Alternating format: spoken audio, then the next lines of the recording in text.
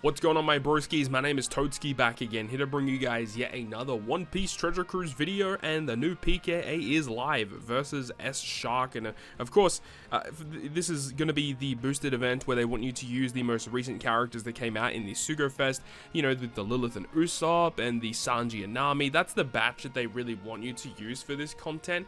However, another thing to note about this is that they have gone ahead and updated the boosted list for PKA.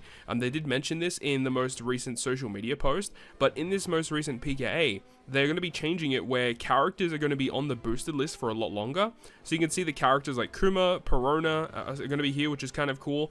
75% chance to add an additional drop here for Monkey D. Luffy, Sabo, Whitebeard, and Ace, of course. You got the waifus, you've got Christmas Uta, you've even got the characters like Odin and Carrot, who came out in December last year. You got 6+ Crocodiles still here as well. So I think it is a good thing that they are going ahead and making some of these characters available for a bit longer, as it makes these characters a bit more valuable for future PKAs moving forward, and especially with like when you come around to a big Super Sugo Fest where the characters are just extremely powerful, where they have a lot of damage and stuff like that, and good utility effects. Having characters like that for multiple PKAs is going to be really, really nice. So I'll show you guys what I've got so far. Of course, I'm only just in the base level of 63. I've already ran it a couple times just to, you know, make sure things are working correctly as intended. However, the team that I'll be, you know, showing you guys eventually in this video should be able to clear, like, at least up to level 99. Of course, when you get to level 100, things do get a little bit more tricky. In terms of what I want to go for here, it's kind of interesting, like, what's the best way to navigate this map, because I think all, like, stage 3, 4, and 5, I think all of the bosses have different colors. But of course, the final boss is going to be quick, so you predominantly want to be using dex damage. However, the team I do show is not going to actually have any dex damage. So what will we do here? We do want to pick up some more turtles, so I'll probably go ahead and take down one of these mini bosses. We'll probably do that. I'm definitely going to be taking my time in this PKA. I'm not going to be rushing super hard like during the last PKA, because of course, you know, I don't have the full batch. If you got the full batch, it's definitely worth going like full on level up as fast as you possibly can, as it will enable you to get you know, way more turtles really quickly. And if you have the full batch, you can get through like all the issues without too many problems. So this is just going to be, you know, against this mini boss here, I'm just going to use like the max boosters, or as many point boosters as I possibly can, and that's what I typically do for these mid-map bosses, because they're pretty easy when you leave them at low levels. Do I have any max boosted characters here? Let's actually see if there's any dual units here for Sanji and Usopp, Sanji Nami, or Usopp and Lilith. I don't think there is. Oh, there is. Okay, let's go ahead and use one of those as a friend captain, because why not? And then we'll go ahead and do this, and we'll just skip through this, and we'll be back once it's done. Okay, so we beat that boss, not really too many issues there. I definitely need to tweak the team a little bit, add some supports, change the ship and stuff to make it a little faster, because sometimes you just want to get through these as fast as possible, and it was not a really fast clear. Technically, I could put like a non-boosted character on the team just to like breeze through it a little quicker. I don't know, I haven't really thought that out yet, but either way, that's not really the most important part. The most important part is getting your team sorted for the final boss. Let's see here, we'll probably go through the middle and pick up some of this stuff here. Yeah, we'll get the sake bottle so we can eventually level up Zoro. And I guess we'll pick up the golden Nami statue there. Not a big deal, I suppose. No Zoro statue, unfortunately. None of these are really great. I guess I'll just pick up the Nami statue again. And then we'll go ahead and pick up the next bento box. Hopefully we got some sake bottles. No. We'll just pick up some cola, that's fine. No big issue there.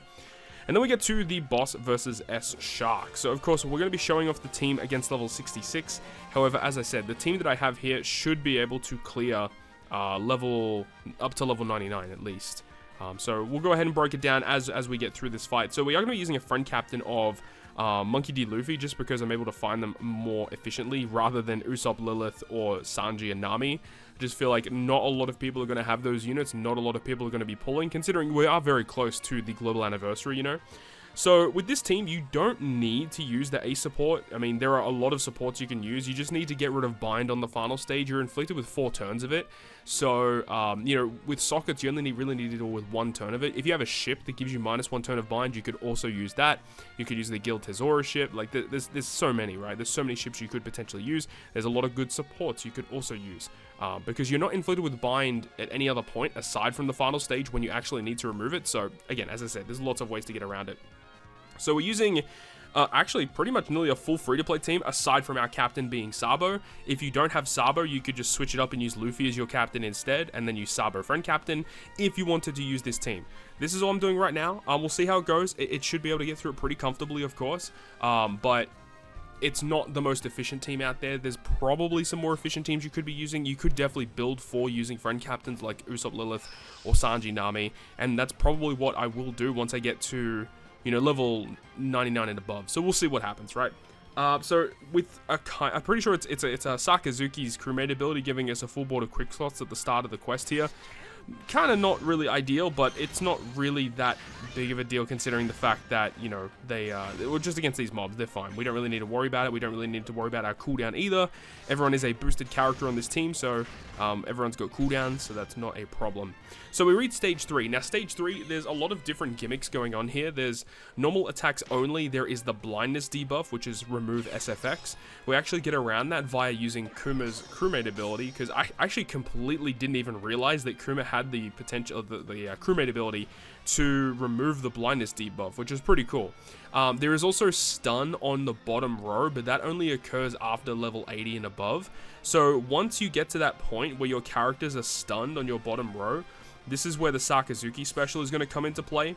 Sakazuki states that if your HP is above 80% when you launch his special, he's going to cut your health by 20%, and by doing that, it does allow you to remove the stun, because it does a little bit of a health cut. He also grants an orb boost, inflicts ignite. We can use his special again just because. That's going to give class advantageous effect, but unfortunately there's no weakness class in this content, so Sabo isn't really going to be the best use case once you get into like level 100 and above, you know. But for our case here, it's not going to be that big of a deal. So with that, we can go ahead and just kill, really. There's not really much else that's really like standing in our way here, so we'll just go ahead and break the barrier. And this boss doesn't really have that much HP, so stage 3 is pretty trivial.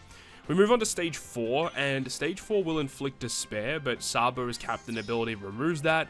There's going to be a slot change as well for the top and middle rows, which is why we will be using another special in a moment. You can see there's a barrier as well, and then once you get to level 80 and above, there is going to be damage nullification. So this is where the Sanji is going to be really good. So Sanji states when you have him at level limit break 5, when you use his special ability, and you've got a Luffy as a support on the Sanji or a Luffy on your team, which we do as our friend captain, then his special ability is going to remove 1 turn of barrier and 1 turn of damage nullification, and change adjacent slots into matching. So by using the Sanji special twice with his double special launch, we can remove both of those defensive effects. And we don't really need Kuma for the final stage, so we can just go ahead and use the Kuma special here. I actually haven't seen this special animation, so this is kind of neat to see this for the first time. Of course, he's going to just yeet himself out of there. And that gives the Kuma and the Luffy color affinity, which of course he is a dex boss, so we're going to get quite a lot of damage here. It doesn't really matter anyway, because once again, you know, this boss doesn't have that much HP. It all comes down to this final stage. So on the final stage, there's actually like quite a lot of different gimmicks here, and the reason why I'm using, why I opted to use Sabo in the first place is because there is special bind in this content, and there was the despair on stage 4. Sabo deals with those like really annoying gimmicks by himself, which is kind of nice. As you can see, the bind did try and attempt to trigger on that bottom row. Because we're at level 60, the bind is very, very small, but once you get to deeper levels, the bind I think can be a little bit more annoying to deal with. But either way, we'll go ahead and use Sabo's EX Super. The EX Super is really nice because it will give us a full board of tandem slots. One thing you should probably note as well is that once you get into, I believe it's level 80 and above, that the enemy will take less damage from any type slot. So be careful of that. And after level 100, he takes less damage from Wano and Rainbow slots. So you really want to use Recovery, Tandem, Semla, bomb slots, which of course Usopp and Lilith are characters that focus around using those bomb slots.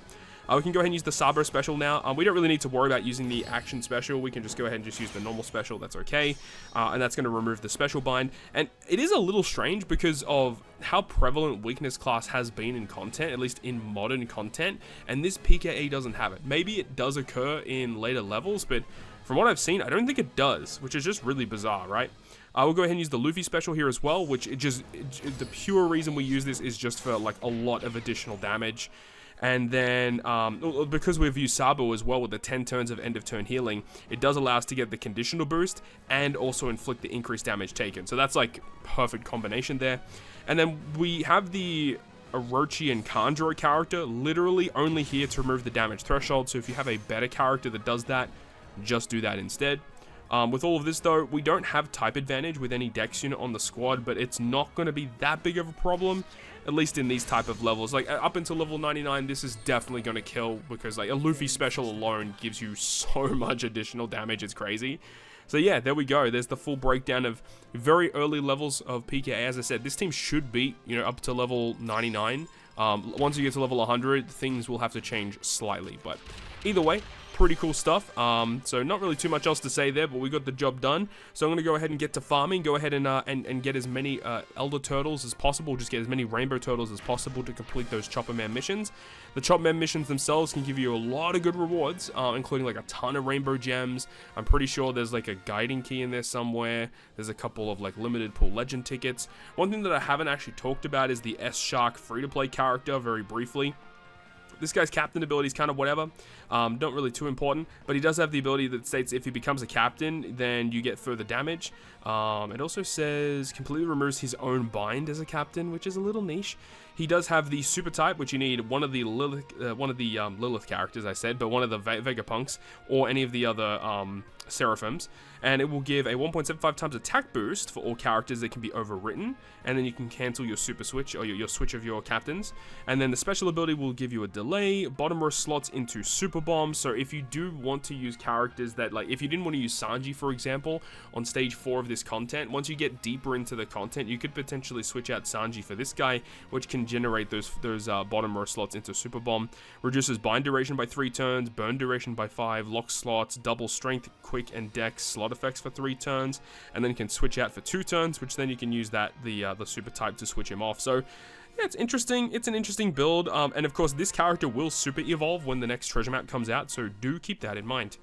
Crewmate ability, making those slots matching, reduces burn duration. Free-to-play unit with Super Tandem is always kind of nice to have. However, the Super Tandem ability is pretty mid. And then the support effect is kind of whatever as well. But either way, that is going to wrap it up from me. Thank you so much for watching the video. Hopefully you enjoyed it. If you did, make sure to go ahead and leave a like. And if you want to stay up to date with all of the content that I post, including more One Piece Treasure Cruise content, make sure to hit the subscribe button down below. On that, guys, I'll see you guys within the next video.